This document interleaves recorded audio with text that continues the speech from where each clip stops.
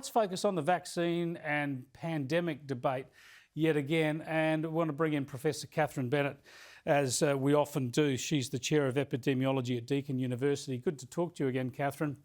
Hi, Chris. I really only have one question at the moment after what we saw from Greg Hunt, the Health Minister, yesterday. Now, we know, if we vaccinated all of Australia and kept hotel quarantine in place forever, we could be this great island continent that is coronavirus-free forever. But that is ridiculous and absurd. We've already done enough harm to ourselves in a good cause in doing that.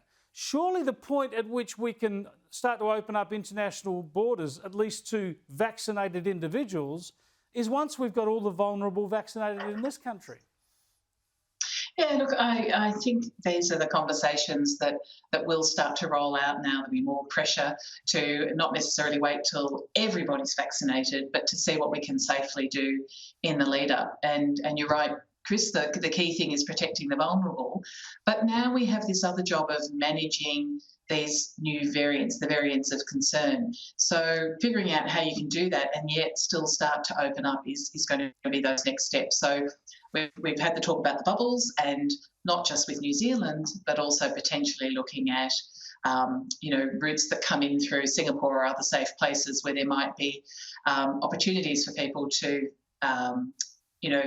go through the quarantine process offshore and come in more easily, or we can start to home quarantine if people have been vaccinated. So I think we're going to see a step process. It won't be, borders are open tomorrow, but I think, we've got to start to see some of those conversations happening about what's safe and what else we need to do, or what are going to be those benchmarks that say we're at a point now where we can take this next step, because that will also encourage people to vaccinate, I think, if they can see those shorter term rewards starting to play out because we've now got a better level of control.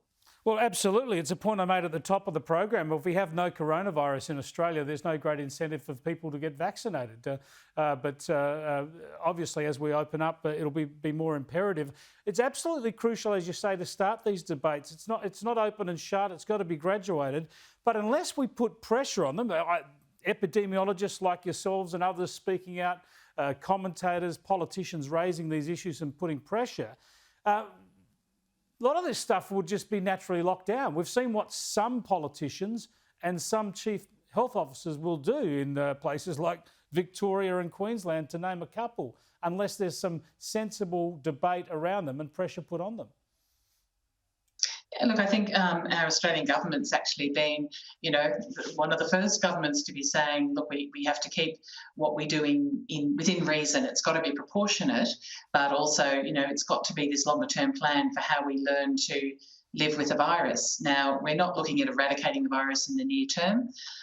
Vaccine in the first instance, it's been really important to get it out to our frontline workers because there is a virus in the country, but it's sitting hopefully the right side of hotel quarantine or quarantine facilities more generally. So it's got a role to play, but I think it is about, taking those next steps and saying, we can't just keep it closed down forever.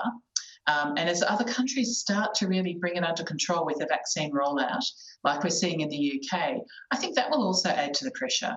But equally, countries where it's out of control, like India, where it's just the case numbers going up in a terrifying way, remind us about how important it is to get it right. So you can't just freeze. You've got to have those conversations about what are safe steps, but making sure we are looking to map a way out of this, and that we do have those benchmarks that will give everybody an indication about, when we're ready for that next step. Clearly, this will take partnerships with other countries as well. So it will depend where they're going with their thinking as well around opening up borders or allowing more free travel. Wise words yet again. Thanks for joining us, Catherine. I appreciate it. Thanks, Chris. Professor Catherine Bennett there, and we'll be keeping these discussions with the medical specialists, with the practitioners and with the politicians, because, as you know, you've got to keep these debates alive or we'd all be shut down like Western Australia was still.